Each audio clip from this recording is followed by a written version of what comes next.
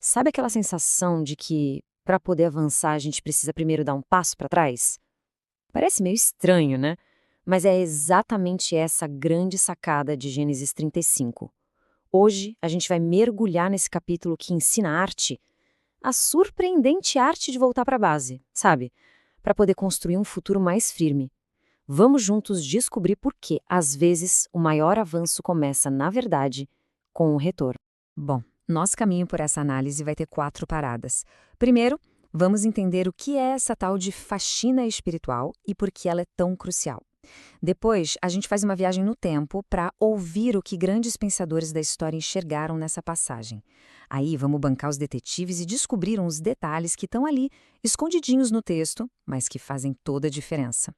E por fim, a gente amarra tudo, pensando no que esse chamado para voltar significa para a nossa vida hoje. Tudo pronto? Então vamos lá. Então, começando pelo começo. A primeira grande lição de Gênesis 35 é essa ideia de uma faxina espiritual. Pensa só no cenário. Jacó está saindo de um período super caótico, talvez um dos mais difíceis da vida dele. A família dele está uma bagunça, com histórias de violência, de engano, e é bem nesse momento que Deus não diz, corre para frente, mas sim, calma, para tudo e arruma a casa. Vamos entender o porquê disso. E o que seria então essa faxina? Olha que interessante. Deus chama Jacó de volta para Betel. Não é um lugar qualquer, é o lugar exato do primeiro encontro deles, onde tudo começou. A mensagem é muito poderosa. Olha, antes de você abraçar o futuro que eu te prometi, a gente precisa lidar com o entulho do passado que está te segurando. E isso, na prática, significa jogar fora os ídolos, aquelas coisas que tomaram o lugar de Deus, realinhar o coração com o que realmente importa e, claro, se lembrar das promessas que sustentaram a caminhada até ali. E o ponto central é exatamente este. Crescer na vida espiritual nem sempre é uma linha reta, sempre para frente. Muitas vezes é sobre voltar para o lugar certo. É por isso que esse capítulo é uma mistura tão forte de coisas que parecem opostas.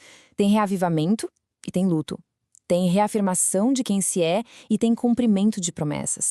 Muito bem, vamos para a nossa segunda parte. Como será que essa história repercutiu ao longo do tempo? O que algumas das mentes teológicas mais brilhantes viram aqui. Esse quadro aqui dá um resumo fantástico. Para Agostinho, a história toda é sobre colocar nossos amores na ordem certa. Para Calvino, é sobre uma fé que se vê nas atitudes.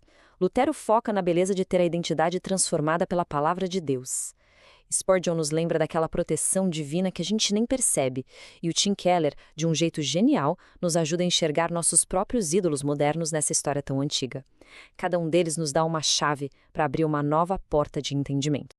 Agora, o ponto do Calvino aqui é muito, muito interessante.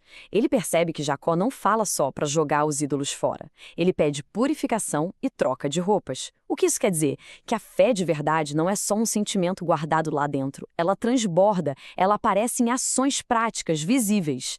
É, como ele diz, uma mudança interna que, inevitavelmente, vaza para fora. E essa citação do Tim Keller, nossa, é um soco no estômago, no bom sentido. Ela joga uma luz sobre como essa história antiga é super atual. Ídolos não são só estátuas no museu. São as coisas boas da vida, a carreira, a família, nossos sonhos, que a gente transforma em coisas absolutas, em coisas que a gente não abre mão por nada. E aí é que mora o perigo. Quando algo bom vira a coisa mais importante. Se torna um ídolo que exige a nossa lealdade e que no final sempre decepciona. Chegamos na nossa terceira sessão, uma rodada rápida de curiosidades que estão ali no texto, meio escondidas, mas que dão uma cor e uma profundidade incríveis para essa história. Olha só que detalhes fascinantes. Primeiro, os ídolos não são quebrados, eles são enterrados, como se fosse um funeral. É um jeito de dizer, esse capítulo da vida morreu. Segundo, a morte de Débora, a ama de Rebeca, simboliza o fim de uma era. Uma ligação com o passado que se encerra. Terceiro, a morte de Raquel no parto. É um lembrete bem duro de que a jornada da fé não é um conto de fadas. Tem dor, tem perda de verdade no caminho. E por último, o nome El Betel nos ensina algo profundo. O que é sagrado não é o lugar, mas a pessoa de Deus que se revela naquele lugar. E agora a gente chega na última parte, onde tudo se conecta. Depois de olhar a história, o que esse chamado para voltar quer dizer para nós hoje? O tom aqui fica um pouco mais reflexivo. Aqui está o coração do capítulo. Pensa bem. Depois de tudo que Jacó viveu, a traição, a dor, a violência na família, A ordem de Deus é surpreendente. Não é o que a gente, na nossa cultura de produtividade, esperaria ouvir. Deus não fala para Jacó, vamos lá, bola para frente, esquece o passado. Não. Ele diz: volte. Volte para aquele altar que você construiu. Volte para o voto que você fez. Volte para a memória do nosso primeiro encontro.